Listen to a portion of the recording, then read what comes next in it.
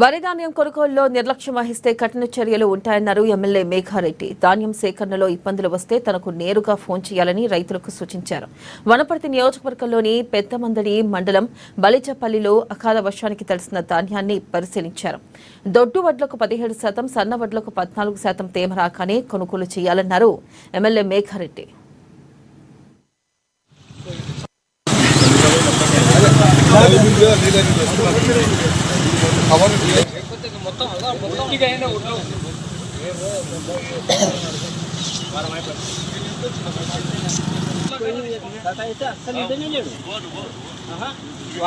చాటతో మొట్ట చెరిగి తాళ్ళు తెచ్చాడు అట్ట చేస్తే కూడా మేము పిల్లలు తీసుకుంటారు.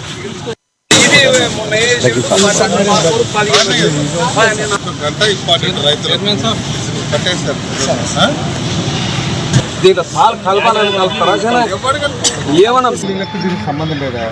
ఈ బుక్ ఎవరు రైతు తీసుకొచ్చారు చెల్లింపు కాదు. ఇప్పుడు